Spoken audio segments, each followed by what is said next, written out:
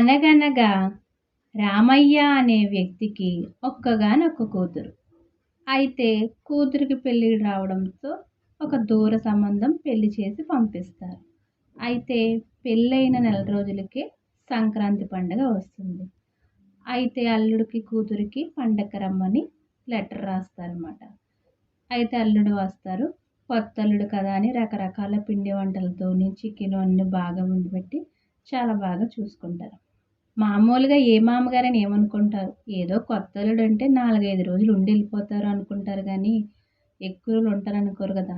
మన అల్లుడు గారు కదిలే రకం కాదనమాట. 12 రోజులైనా వెళ్ళట్లేదు. ఆ మామగారికి ఏం అర్థం కాలేదు. మామూలుగా ఏదో 4, 5 రోజులు ఉండిపోతారనుకుంటే, ఈ అల్లుడు గారు ఏంట్రా బాబు కదలట్లేదు. అలా అని పొమ్మనలేరు. ఎందుకంటే కూతురినిచ్చారు కాబట్టి. అప్పుడు అత్తగారు, మామగారు గదిలో సమావేశమయ్యి, ఏంటండి అల్లుడు గారు ఇలాగా ఉన్నారు, మనం ఏదో ఒకటి చేయాలనుకోని, అయితే అత్తగారు ఇలా అంటుందనమాట, మన అల్లుడికి బాగా తినమరిగి ఇల్లు కదలట్లేదు. ఈ రోజు నుంచి చారు, పచ్చడి తప్ప ఏం పెట్టొద్దు అనుకోని, తర్వాత రోజు నుంచి అలాగే పెడతారు.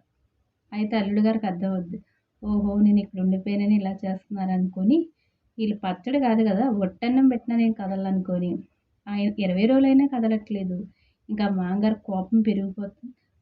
ఈరోజు ఏదో తేల్చేయాలనుకోని అల్లుడు గారిని పిలుస్తారు. అలా అని డైరెక్ట్‌గా అనలేరు కదా! అల్లుడు గారు, మీ అమ్మ, నాన్నగారు పాపం మీ మీద బెంగ పెట్టుకుంటారేమో కదా! ఒకసారి ఎళ్ళొస్తే బావుంటదేమో అంటే, అవును నిజమే. అందుకే వాళ్ళని ఇక్కడ రమ్మన్నారు. ఇదెక్కడ గోలరా బాబను. ఈ ప్లాను ఫెయిల్ అయ్యి. ఇంకేం చేయాలో తెలియక ఒకరోజు మామగారు, అల్లుడు గారు రోజు బావి దగ్గర బయట స్నానం చేస్తారన్నమాట. అక్కడ ఒక తెల్ల గోడుంటే, ఇంటికొచ్చిన అల్లుడు 3 రాత్రుల కంటే ఎక్కువ ఉండకూడదు అని రాస్తాడు. అల్లుడు గారొస్తారు, చదువుకుంటారు. అప్పుడు అల్లుడు గారు కింద ఏమని రాస్తారనుకుంటున్నారు? అవును మావయ్య గారు, నేను కూడా 3 రాత్రులే ఉంటాను. సంక్రాంతి, శివరాత్రి, నవరాత్రి అని. ఇదెక్కడ గోలరా నాయనా!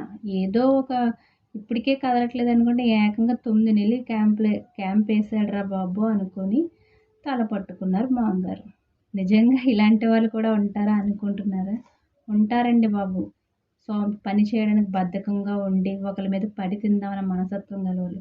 రియల్‌గా కూడా నేను చాలా మందిని చూశాను కూడా. ఎప్పుడైనా సరే మనం ఏదో అతిథిగా ఒకరింటికెళ్ళామంటే మన మర్యాద పోకుండా ఏదో ఒక 2, 3 రోజులు ఉండి వచ్చేయాలి కానీ ఏదో ఏకుమేకులాగా అతుక్కుపోయి ఉండకూడదు. ఎంతవరకు ఉండాలో అంతవరకు ఉంటేనే మనకు మర్యాద. నా వీడియో మీకు నచ్చినట్లయితే లైక్ చేయండి, షేర్ చేయండి. Thank you.